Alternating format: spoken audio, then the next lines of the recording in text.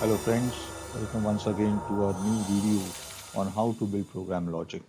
In this video we are going to see how to build logic to find LCM of any two numbers. So what is that we are going to see in this particular video?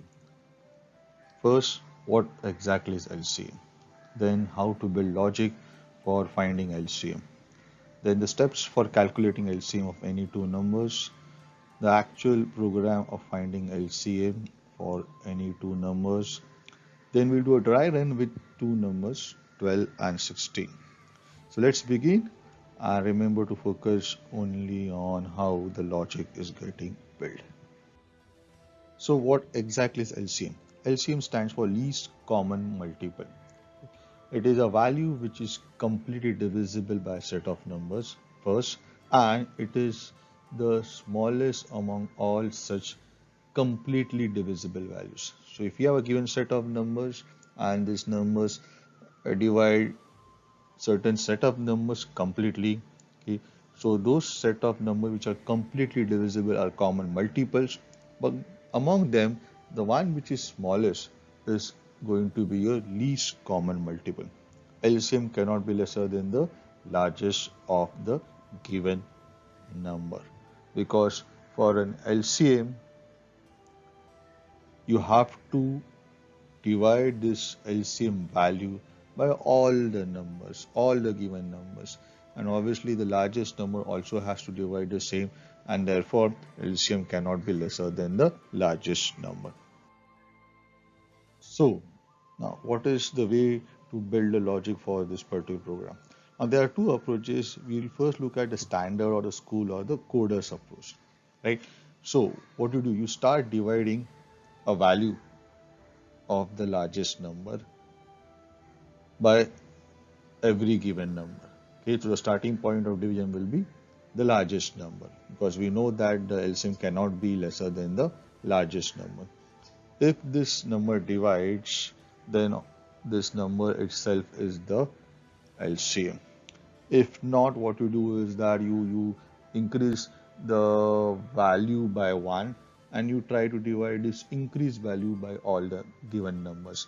If that divides, then that number is the LCM. If not, you again increase, and so on and so forth. Okay. The first value to be completely divisible by all the given numbers is going to be the LCM. Right.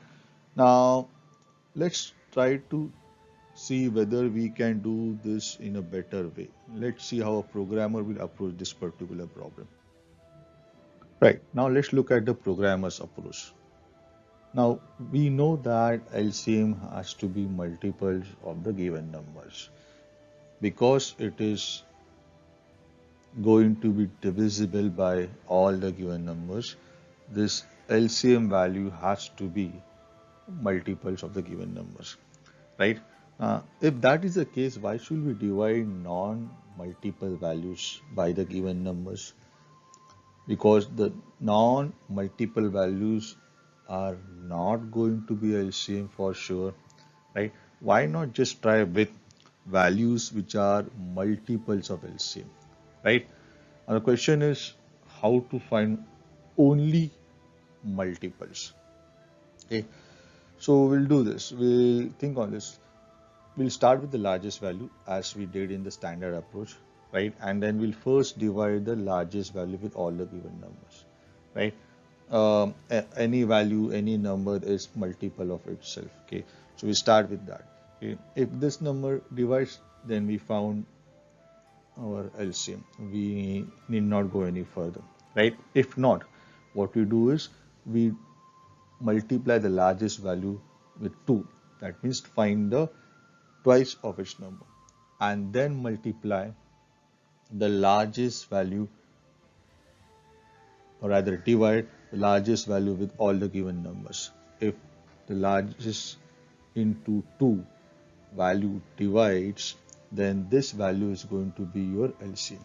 If not, we do largest number into 3, or find the thrice of the largest value, and then we try with this particular value, and so on and so forth till we get the LCM of the given numbers. right? So we divide the largest numbers twice and thrice with all the given values. Now, what are the steps for finding LCM of any two given numbers? You first start with the largest of the value. You identify the largest of the two given numbers, right? And then you declare a variable counter. You set it to 1, right? And then you multiply the value of counter with the largest number to get the first multiple of the largest value. Then we try to divide this first multiple of the largest number with the other number. If the other number completely divides this particular product, then we found our LCM. And we do not have to go any further. We stop there itself. Okay. But if not, what we do is we increase the counter value by 1 and then we repeat step 3, 4 or 5. That means we multiply the counter value, the new counter value with the largest number. Okay, in this case first time it will be 2, so largest number into 2 and we find the twice of the largest number, okay, which is also going to be the multiple of the largest number. If this multiple is completely divisible by the other number, then this particular value is our LCM. Okay, we keep repeating till we we find a multiple which is also divisible by the second number. Now let's look at the program of finding LCM. We start with the main function with the include statements stdio.h, conio.h, then the main function bracket open, bracket close. We declare two variable first and second to take the values, the two numbers from the user. Then an LCM function is declared with two parameters, both of type int, right? Then a printf statement to prompt the user to enter two values, then a scanf function to accept the two values from the user. And then what we do is we compare the two variable values. If first is greater than second, then we make a function call to LCM with first parameter as the first argument as the first variable and the second argument as the second variable, right? If not, if second is equal to or greater than first, then in that case we make the function call to LCM but with the first argument as the value of second variable and the second argument as the value of the first variable.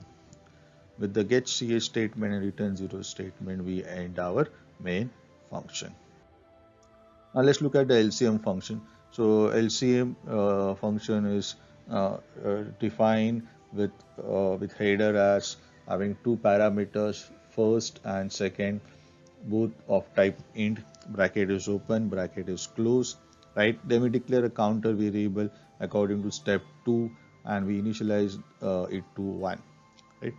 Now next we have to multiply the largest number with the first value of the counter, right? And what we do is we have a condition here, okay, and in the condition itself we do this product. We multiply the first, remember first has the largest value, okay,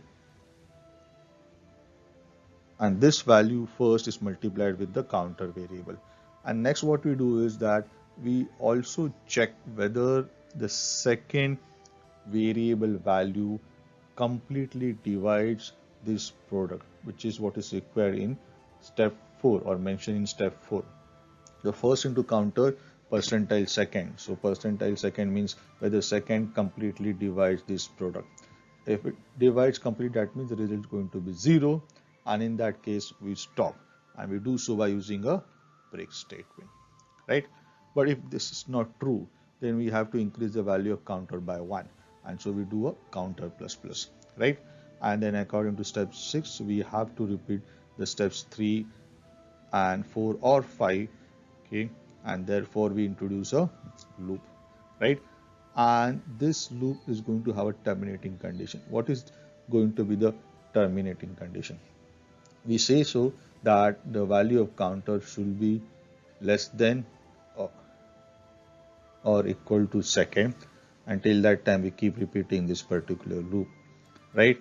Once the counter value goes beyond second, we will stop. Okay, we will not go any further.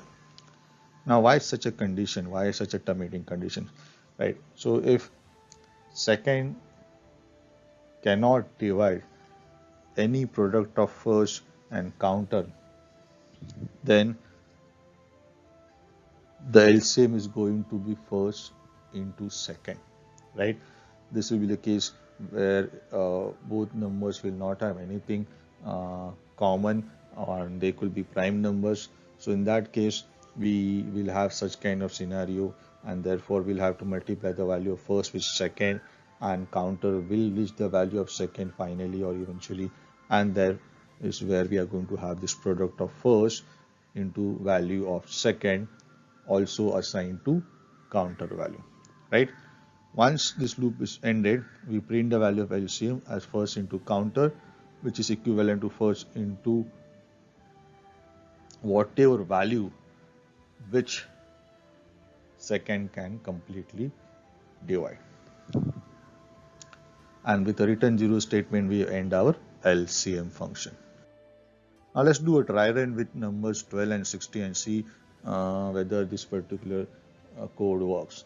We will assume that the main function was called wherein the user entered the values 12 and 16 for uh, first and second, and there was a condition check, and based on that value 16 was passed as the first argument and 12 was passed second argument to the function LCM. So LCM function was called, and here also the two parameters first and second are created, and they are going to have values 16 and 12. So the largest value goes to the first parameter, first variable, and the smallest value goes to the second variable, right? And then the counter variable is declared, initialized to 1, right? Now we are going to go to the while loop condition statement. The condition is true because counter value is less than second, so the control enters within the while block, okay? And first into counter value is 16. We try to divide this by second. This of course is not true because second cannot divide this product, and therefore the control goes to the counter plus plus statement, which is incremented, increments the value of counter by 1, its counter become 2. Okay, the loop cycle ends and the control goes back to the start of the loop. The condition is again checked. Here also counter value is less than second. The control goes within the block. If into counter is 32, we try to divide this by a value of second. Here also condition is not true, and therefore control goes to the counter plus plus statement. Okay, and that increments the value of counter by 1, so counter becomes 3. Loop cycle ends. Again the control goes to the while loop condition. Condition is checked. Again the condition is true, right? First into counter is 48. If condition is executed, okay, checked whether the product of first into counter is completely divisible by second. Now here the product value is 48, second value is 12, and we know that 48 is one of the multiples of 12. 12 into 4 is 48, and therefore this time the condition is going to be true, and therefore the condition will transfer the control to its statement, which is going to be the break statement, and therefore break statement will be executed, and this will break the loop, and the control will then transfer to the very first statement after the loop, which is our printf statement. Is executed to print the LCM value as first into counter, which is going to be 48. And with the execution of return zero statement, our LCM function will end, the control will transfer back to the main function, and after executing the get and return zero statement, the main function will also end. Friends, if you found this video useful, then please like it. Do subscribe to the channel by clicking on the subscribe button. Also share this video and playlist with your friends. Thank you for watching.